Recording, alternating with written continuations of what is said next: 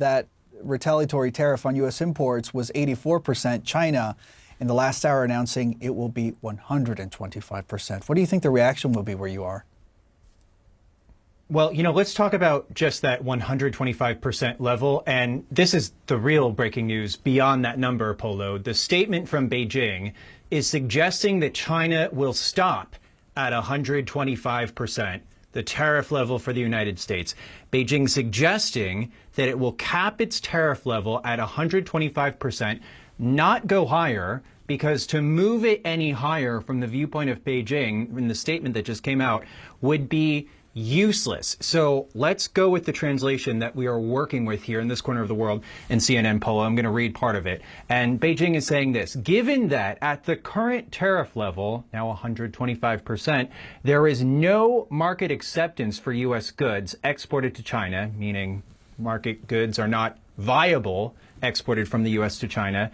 If the U.S. continues to impose tariffs on Chinese goods exported to the U.S., China will ignore it. So again, that is suggesting that China will ignore any potential further tariff increases by the United States. So what does this mean? It suggests that China may be ending its tariff toolkit and, Polo, moving on to another toolkit. And that could mean, and I stress could, mean some of the following. Buying soybeans, for example, not from the American heartland, but buying more soybeans critical to the Chinese economy from Brazil, a friendlier economy to China.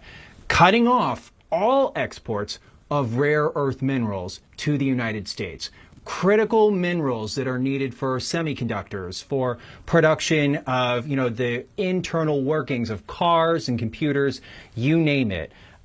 Also, potentially, what China could do aside from raising tariffs, now that it has suggested that it's going to stop, dumping T-bonds. And that is one of the underpinnings of the American economy. Treasury bills and U.S. debt, a huge portion of which is held by China. And when we're talking about trouble and turmoil in the U.S. bond market, that's one of the reasons that President Trump pulled back on that huge poster board of tariffs for most of the world that he announced in the Rose Garden the other day. 30-year Treasury yields are now at 4.95%, the largest weekly increase seen since 1982. 10-year Treasury yield, for that matter, at 4.5%. It was around 4.28% a day earlier. And why we mention that is because in usual times, investors flock to the safety of treasuries, and those yields usually go down. But now we're seeing the opposite. We're seeing investors saying, you know what, we're losing all of this money in equities. Let's sell our treasury bills to make up for those losses. And also, frankly, a lot of investors are saying the trustworthiness, for lack of a better word of saying it, that the United States used to hold may not be there anymore. So T-bills may not be the safe haven that they once were. So this is striking that Beijing suggesting that it will cap its tariff levels against the United States at 125%. But that opens the question now, what else could Beijing do, as it has indicated that it is not backing down, Polo?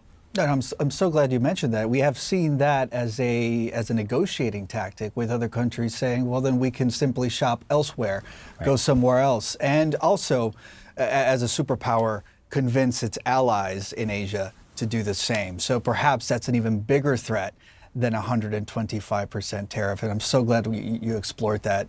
Mike Valerio in Seoul, thank you so much for that immediate reaction and for that analysis. Thanks, Polo. Really appreciate you. Appreciate it.